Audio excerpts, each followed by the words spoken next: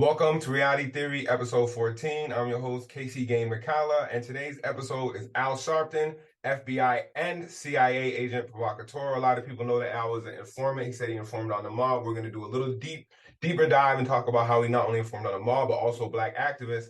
And he also acted as a kind of agent provocateur his whole life, and it also seemed to have done some work with the CIA. So let's, without a further doubt, take a look at Al and what he might be doing with the CIA. And what would Al Sharpton be doing with the CIA? So we have right here a Twitter thread.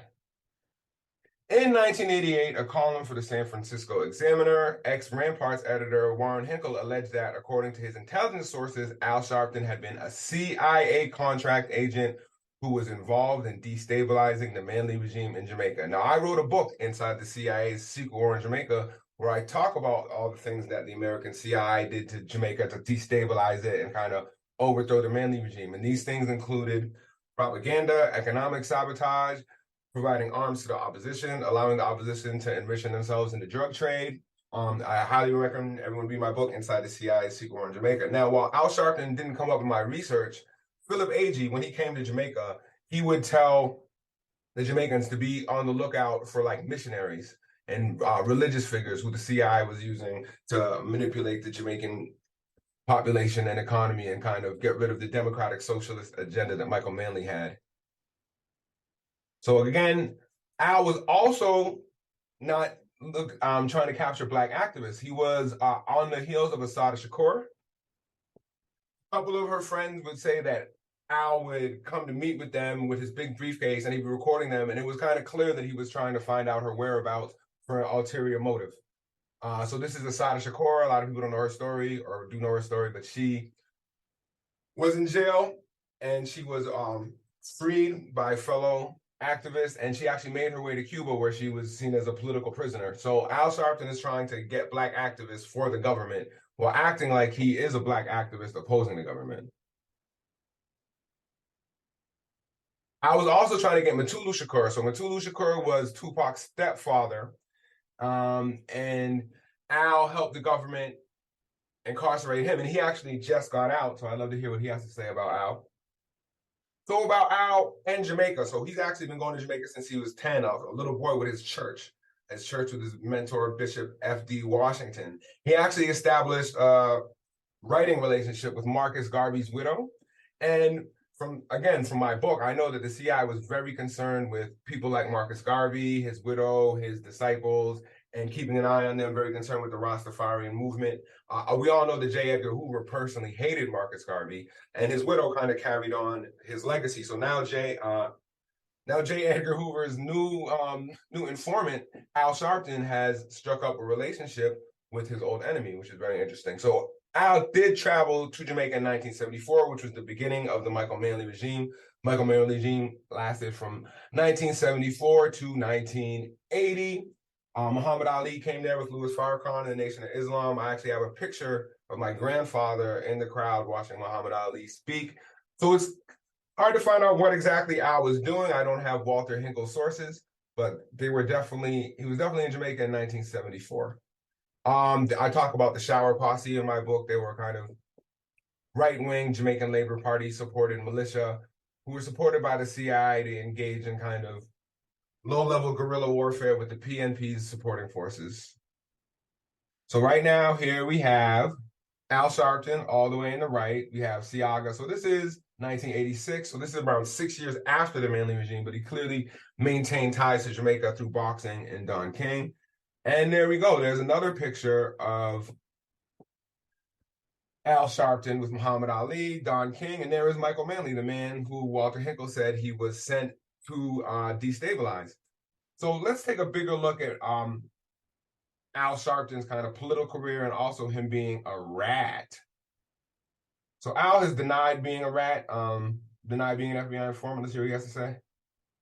Many of us are condemned for not fighting crime. He's a crime fighter. Now we're condemned for fighting crime. I was never told I was an informant with a number. So in my own mind, I was not an informant. I was cooperating with investigations. The conversations were recorded, and I would record them today if somebody threatened me. So Al says he kind of volunteers. A lot of people don't believe that. People think Al became an informant because of this video. You know, on 99 for about 35,000 a kilo. But I got to get, you know, more than one. Right. You know, I mean, if we're going to do this thing, no, you're talking about some real. I mean, 10 kilograms is like it's 350,000. That's a drop in the bucket. You know, we can go bigger. Every kilogram we bring in 3,500 G. So that's so if we bring in 10, you make 35,000. But that's a check market. No, he can. What he's going to do, he'll do what he must do. They can do it, 100 times over. Might do it supply 100 times over. Now that video is. So it seems here that Al is trying to be a broker for 100 kilogram deal of cocaine. Now that is a lot of cocaine, and Al Sharpton has always acted like he's been some sort of anti-drug crusader, but it looks like in 1984 he was a part of the kind of cocaine epidemic that was horrible in New York City. It led to the crack era. So here he is making a deal. So a lot of people believe that video is what led him to being flipped. Now, Al talked about being a kind of enemy to the mob, but according to Michael Franzese, he was a kind of mob associate. So Michael Franzese, former mob boss, and also Al Sharpton associate. So let's look what Michael Franzese has to say about Al Sharpton. I was the one, he was the one that I took the plea with and ultimately got sentenced to for the 10-year sentence. So that's kind of my Henry Hill story. And now let's move on to Al Sharpton.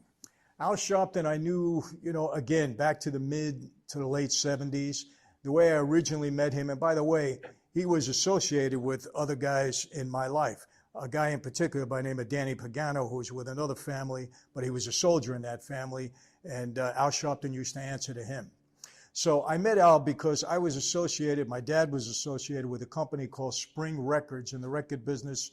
Roy and Julie Rifkin were the two owners, and they used to engage Al Sharpton to bring them black talent to their record label, and they would actually pay him for it. He was kind of a gun for hire. Al, go out and get me some people, some of your black talent, bring it to the record company. If we sign them, we'll pay you for it. So that's how I originally met Al. And if you met Al back then, you wouldn't recognize him. He was pretty heavy set, used to wear warm-up suits, had long hair, gold chains around his neck. He was a character. I don't know how much of a reverend he was, but he was certainly a character. So we became friendly during that time. Two instances in particular with Reverend Al that I can talk about. One, I had a security guard union that was under my control. A guy by the name of Danny Cunningham operated that union, but it was under my control. Danny was with me. And we had a plan to unionize the security guards in Atlantic City. First, the restaurant and bartender workers, we were going to unionize them also, but the real serious play was with the security guards under Danny Cunningham. At that time, Nicky Scarfa, he had some influence in Atlantic City. I met up with Nicky. By the way, many of you have asked me about him. I know his reputation, pretty violent. He and I got along well. I like Nicky a lot. We met with him a couple of times and always got along great.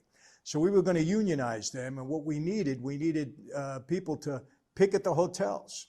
So I go to Al. I said, Al, I need your help. You're going to round up some of your crew, and we're going to picket the hotels in Atlantic City so that we can get the security guards to unionize there. And I'm going to quote this. I don't want to be offensive, but I'm going to quote what Al Sharpton said to me, and you could take this to the bank. He said to me, Michael, you pay me good, and I'll have a few busloads of use the N word, there day and night picketing that building. That was Al Sharpton. He was a gun for hire. Yes, he used his people at that time to make money. That's what Al was all about back then, okay? I'm not going to comment on what he is today. He says he's transformed his life. In many ways, I see, some of the things that he did back then, he seems to be doing today. I'm going to leave it at that because I'm not involved with him anymore. Another situation.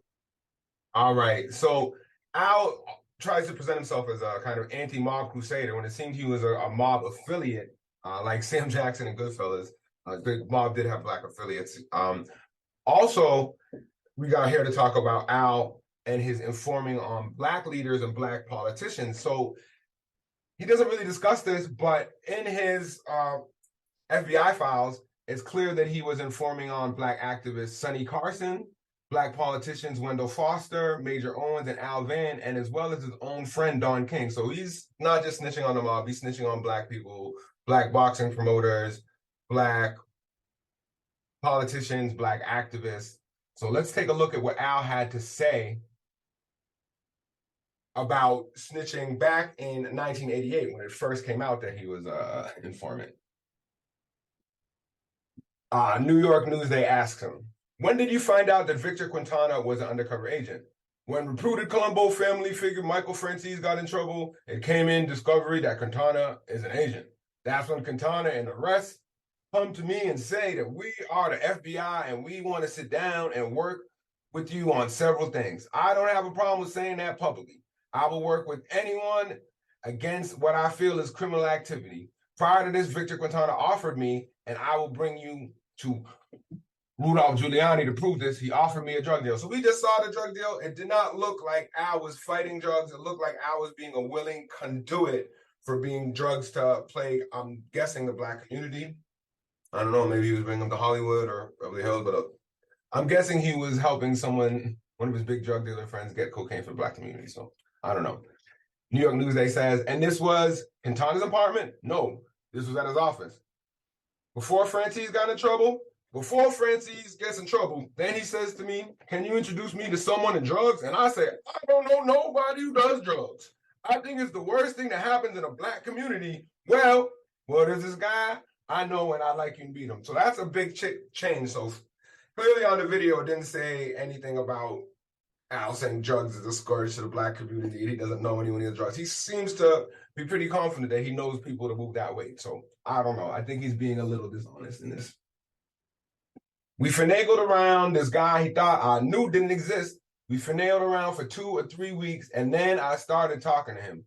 Then, a month or two later, this thing comes up. Now, one of these agents comes in and says, we got you on tape about drugs. Was this Joe Spinelli? No, it was the other guy. He said to me that they got you on tape taking drugs. I don't know if they were bluffing. And to be honest with you, he wrote down how much money I could make. All this crap, they claim that they have all this on tape. And I said, if you do, you got an entrapment. I never agreed to do anything like this. I told them to indict me. Then the guy comes back after I take this business and he says, listen, you said that you would work as long as there was something wrong. What are you willing to work for? This is not how the FBI works. They do not give you an option on who you want to snitch on. They tell you, we have you for this, and you're going to go to jail for this unless you snitch on this guy. So Al seems to be making up a little bit of creative writing. Then they say, well, we're trying to do some situations on boxing promoter Don King and Francisi, we saw previously. And I say, well, I think if one look at me, you can tell that I'm not Italian. I don't know how much mafia I can give you. They say, well, you know guys who are mafia. I say, you will have to tell me who they are. I say, let me explain something to you. The problem with the entertainment world is that I represent a lot of Blacks at the bottom, and these mobsters have used us. I will work with you. I don't mind telling you that I volunteered to work for them. So he's taking a different position than Michael Francis. And Michael Francis came to the position that Al was helping the mafia exploit Black artists in the music business. And Al is saying, and taking up payment for it, and Al is saying he was out there to represent Black artists and help them not get ripped off for the mob he's working for. Okay. After a week or two, they rested on that about King. Then they said, let's deal with the mob side. And I said, what do we want to do on the mob side? And we went through a litany of mobsters that have been using contracts, have been doing things like intimidating Blacks. So he's making a big Black thing. Like, these are old mob's friends, and he's making it seem like he's being a Black activist by snitching on the mob, his friends. Okay. And they got lucky in the middle of this. This is 1984. I'm threatening to boycott the Michael Jackson tour, and one of these mobsters threatened to kill me. Who is this? His name is Saul Porcillo. So right away, I say, if you guys want something, I got a guy who wants to kill me. I certainly would love to give this guy up. They get a guy to send up a meeting with me and let me be threatened. And if he would threaten me on behalf of the biggest record presidents in the world, were you wired? It's in a brown vase. So then they go through the litany agent. Another guy's name you recognize because he's under investigation right now, the booking agent, Norby Waters. Norby Waters was another Jewish mafia associate of the Italian mafia who worked in the music business. And Al did also snitch on him. So Al is the rainbow coalition of snitching. He snitches on the mafia. He snitches on black people. He snitches on Jewish people. Everybody. Norby Waters was the guy that was illegally signing kids out of college. Yes, it was black kids. And I was saying, this is something I can help you with. The guys exploring and going through his song and dance, they couldn't get away, they wanted him, or they didn't. Then they go to King again with reputed Genovese crime family member Danny Pagano. So remember, Danny Pagano was the man who Michael Francis said was like Al Sharpton's boss, who was a guy at a record company who I knew. So he's admitting he knows him. One of my guys worked for him, and that guy, I would get information. I say, well, is he doing anything that will hurt any of us? This is where I met FBI agent John Pitchard. They say Pagano might be scalping black artist tickets, and they set up a sting for some guys in Jersey that were working for him. This guy in Jersey wants some tickets for me. Then about 6 months later, I went to meet with the Eastern District. So he's meeting with the Eastern District. So not only snitching for the FBI, he is snitching for New York City. So he's snitching for the same cops that he's been protesting for all his life, pretty much.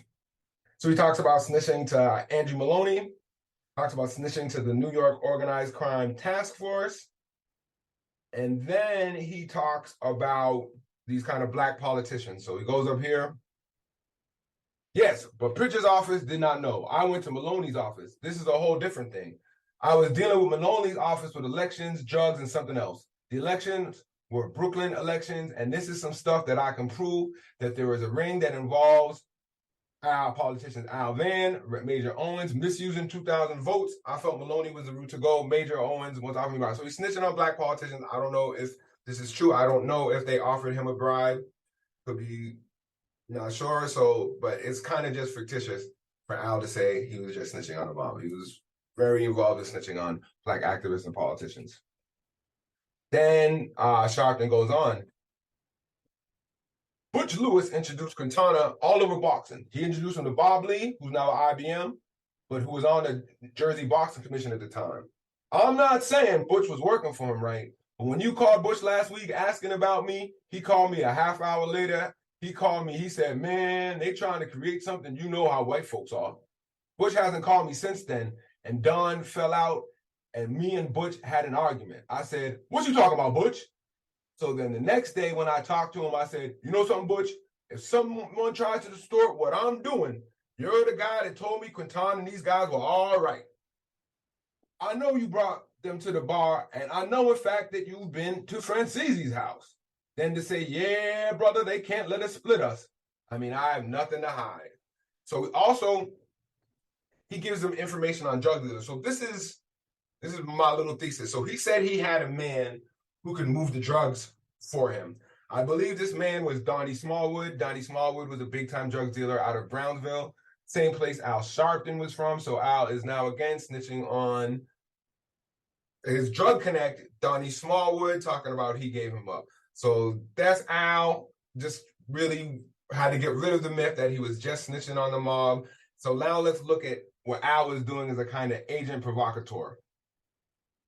So throughout the 80s, Al would get involved in all these kind of racially driven conflicts where there would be Yusef Hawkins and Bensonhurst, or incidents in Howard Beach where he gets stabbed, but he would take racial incidents and he would go and protest them, make them about him, and pretty much cause racial tension, never try and cause any resolution, with this kind of vague notion of justice for whatever. Now, when I was reviewing the COINTEL profile on Fred Hampton, the FBI wants black racism.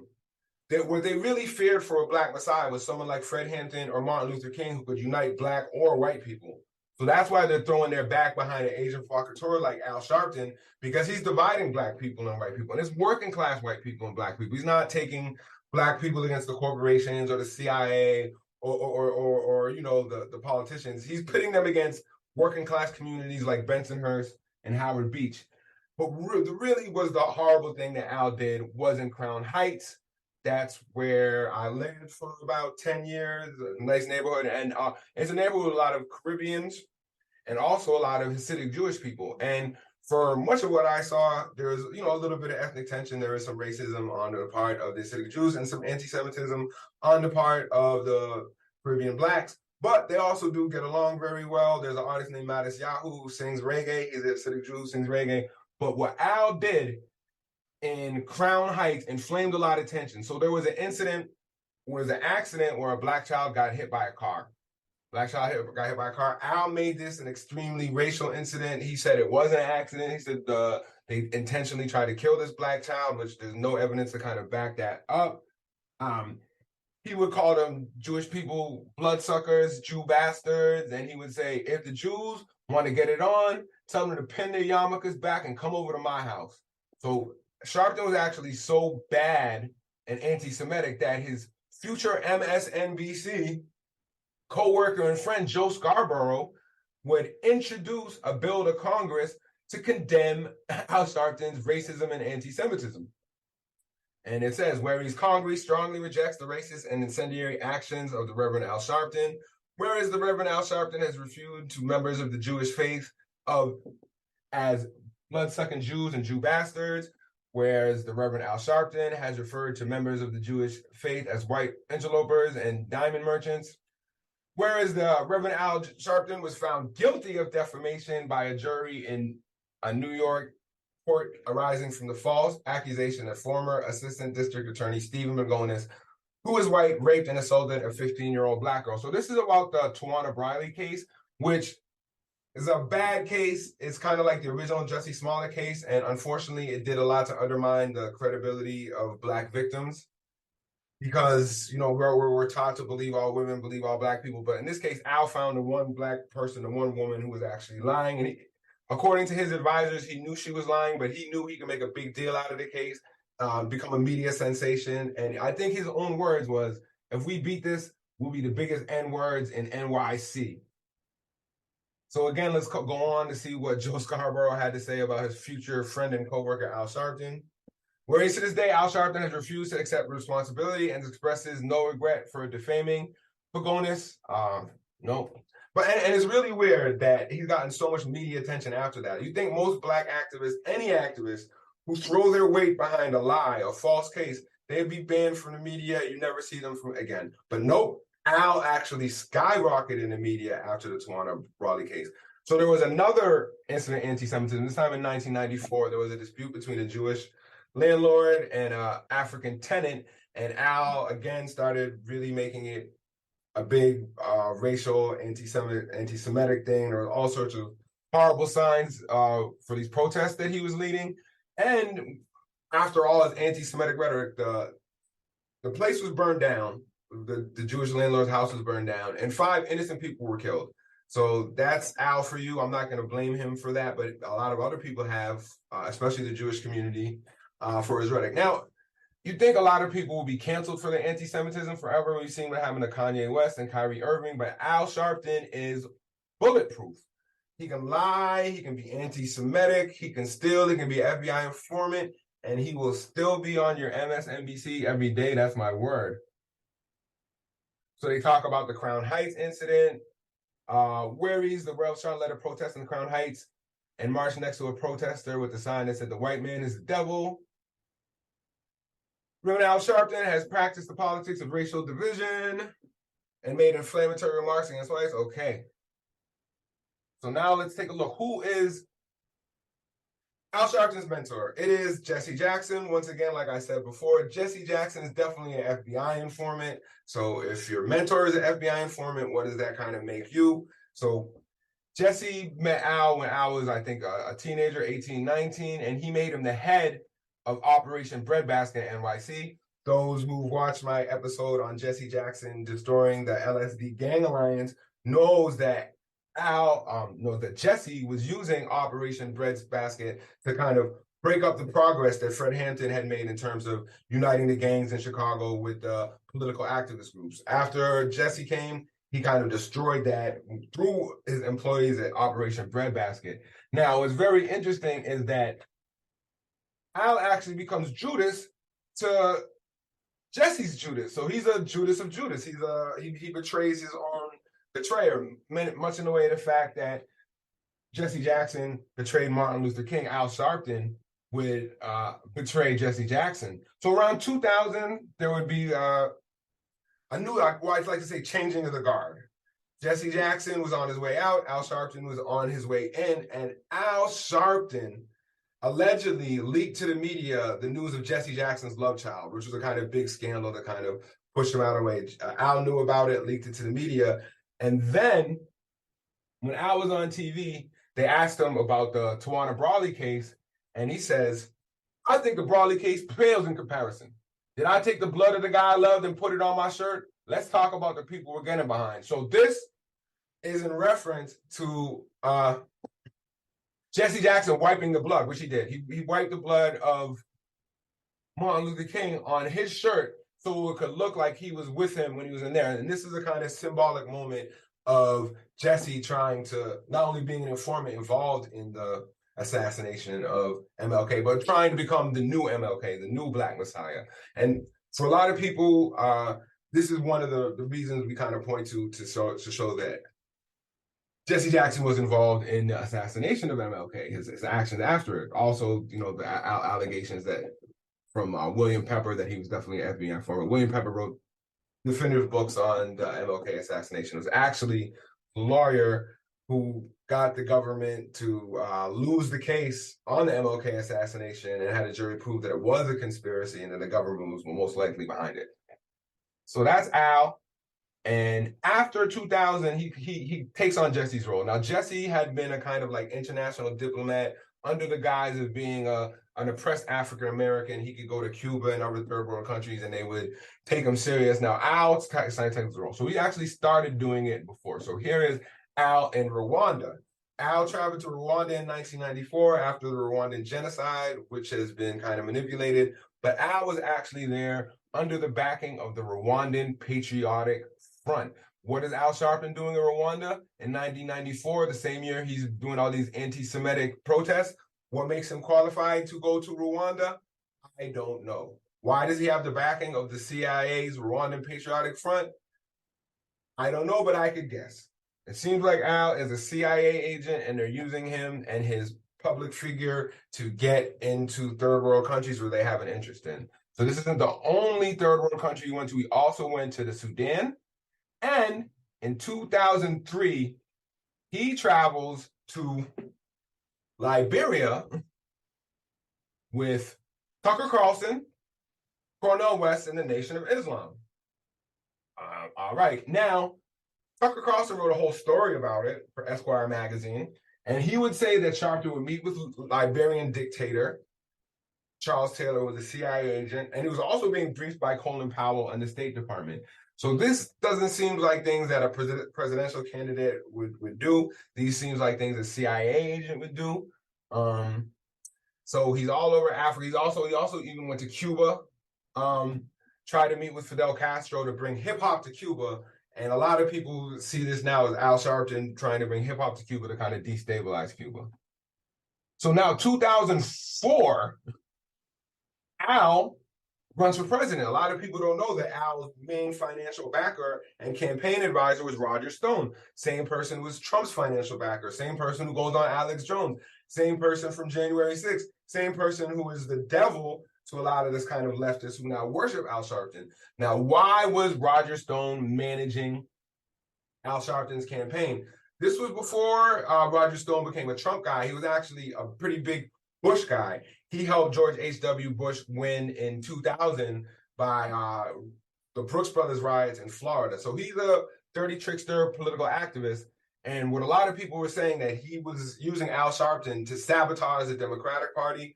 There was really only one progressive candidate in 2004, and that was Howard Dean. And Al Sharpton was used to kind of take out Howard Dean, and they used to kind of yell. So it seems like Al is a political ploy.